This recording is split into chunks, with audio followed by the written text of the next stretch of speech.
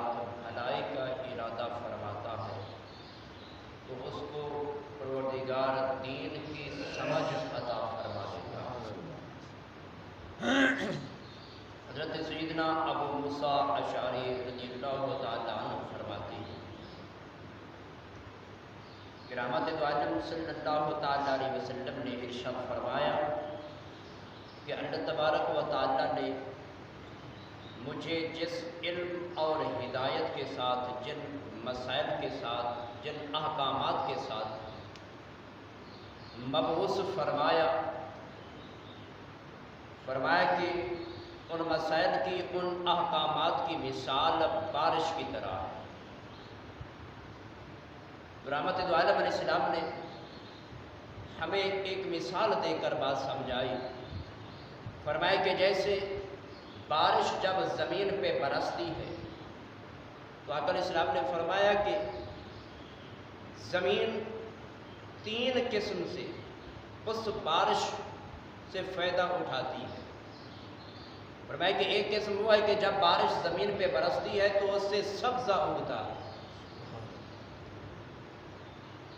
ہریالی ہو جاتی ہے، وہ زمین خوبصورت لگتی ہے۔ اور پھر فرمایا کہ ایک ٹکڑا زمین کا ایسا ہے جو گہرا ہوتا ہے، جب بارش برستی ہے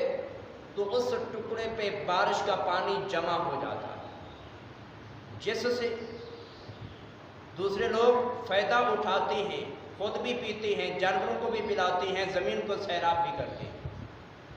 اور فرمایا کہ ایک ٹکڑا زمین کا ایسا ہے کہ جس کے اوپر بارش تو برستی ہے لیکن وہ بارش کا پانی نہ روکتا ہے کہ لوگوں کو فائدہ پہنچائے،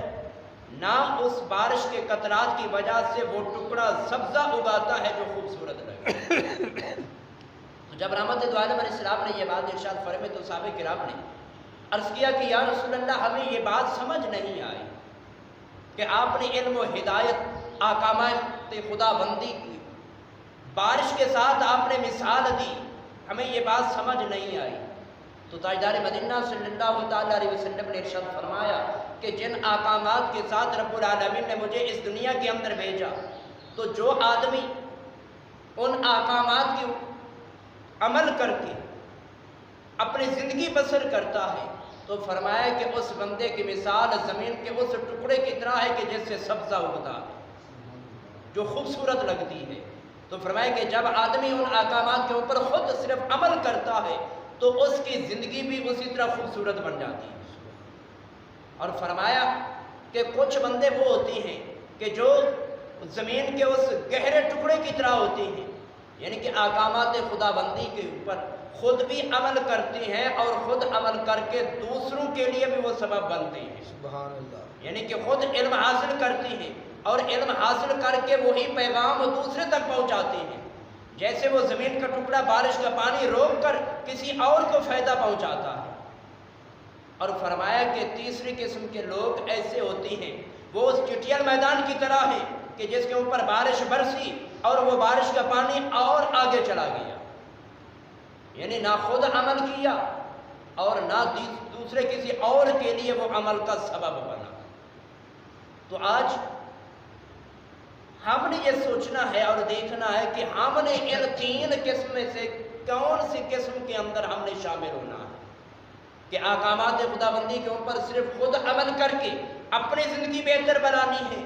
یا خود بھی عمل کرنا ہے اور دوسروں کو بھی اس نیکی کی دعوت دینی ہے، یا پھر اس چٹیل میدان کی طرح بننا ہے کہ جس کے اوپر بارش تو برسی لیکن نہ وہاں سبزہ ہوگا اور نہ پانی اس کے اوپر رکا کہ کوئی اور فائدہ اٹھائے۔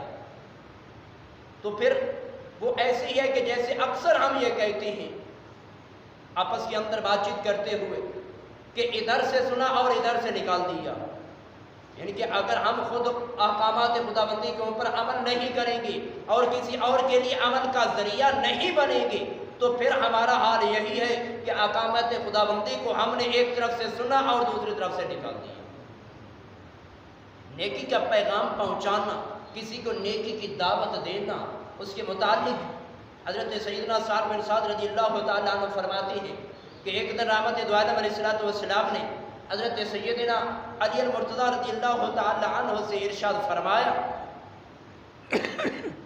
کہ خدا کی قسم کہ اگر اللہ رب العالمین تیرے ذریعے کسی ایک بندے کو فرمایا کہ ہدایت دے دے تو آقا علیہ السلام نے فرمایا کہ یہ تیرے لیے سرخ اونٹوں سے بہتر ہے. یعنی کہ ہمیں ایسا ذریعہ اپنانا چاہیے کہ جس کے ذریعے سے کوئی اور نیکی کے راستے پہ آ جائے یا کوئی اور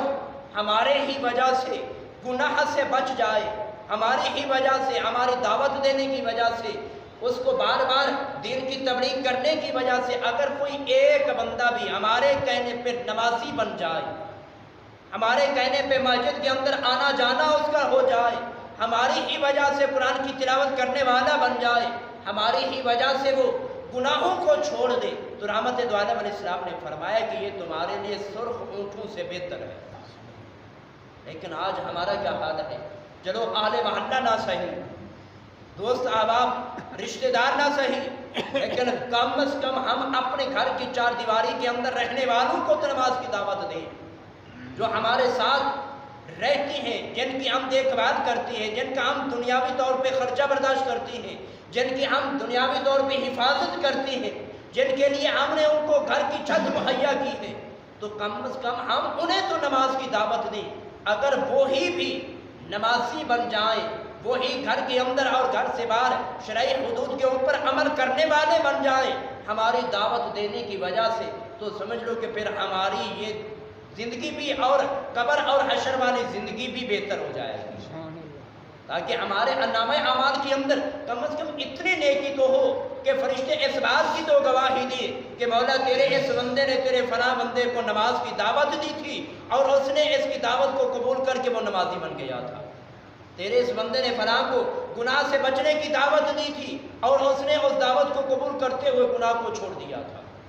تو اگر ہمارے نامہ اعمال کے اندر اس طرح کی نیکیاں شامل ہو جائیں تو رب العالمین ہمارے لیے اس دنیا کو بھی بہتر فرما دے گا اور ہماری قبر بھی بہتر ہو جائے گی اور حشر کے اندر بھی رب العالمین کامیابی عطا فرمائے گا. تو رب ذوالجلال کی پاک بارگاہ کے اندر دعا کی خالق کائنات ہمیں ان مسائل پر عمل کی توفیق عطا فرمائے. آمین. وآخر دعوانا الحمدللہ.